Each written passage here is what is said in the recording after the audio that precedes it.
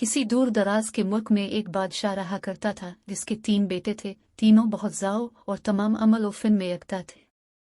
तीर अंदाजी हो या तलवार चलाने के जौहर जन्म के तमाम बारीकियों से वाकिफ थे।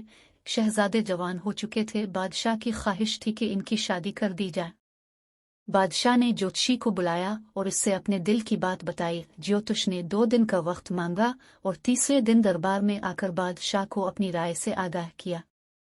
उसने बताया कि तीनों की कुंडली देखी तो एक बात नजर आई कि उन लोगों की शादी करना आसान नहीं। एक लड़के की शादी में मुश्किल आ सकती है। अब वो लड़का कौन है ये मैं नहीं बता सकता। उनको मेरे साथ जंगल भेज दीजिए, मैं कोई तरकीब करता हूँ। लहजा ये तीनों नमूना ज्योतिषी के साथ जंगल गए।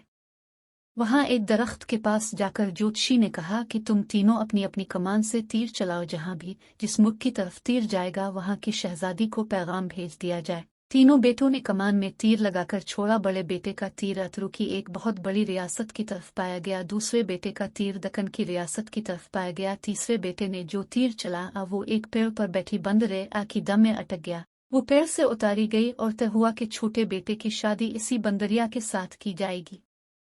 वो बहुत दुखी और शर्मिंदा था मगर मजबूरी थी। पहले बच्चे वालिदैन की बात ना टालते थे, इसलिए वो खामोश हो गया। सब शहजादों की शादी बहुत धूमधाम से हुई। 2 मुल्कों की शहजादियां महल में उतरी मगर तीसरी के लिए छोटे शहजादे की ख्वाहिश पर अलग महल का इंतजाम किया गया।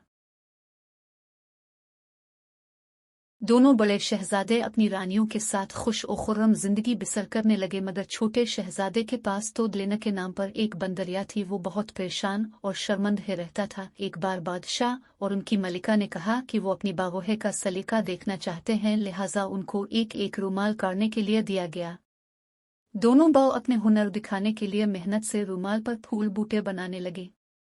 छोटे शहजादे को बहुत शर्मंदगी हुई मगर जब बंदरिया ने उनसे पूछा तो इसने ये बात बता दी। बंदरा ने कहा कि वो रूमाल ले आए। जब सबके रूमाल बनकर तैयार हुए तो बादशाह और मलिका की हैरत की इंतहा नहीं रही कि सबसे खूबसूरत कढ़ाई छोटे शहजादे की बीवी ने की थी जबकि वो बंदरिया थी। दोनों बड़ी बावोहे को बहुत बुरा भी लगा। चंद दिन बाद बादशाह और मलिका ने कहा कि वो बावोहे के हाथ का बना खाना खाना चाहते हैं।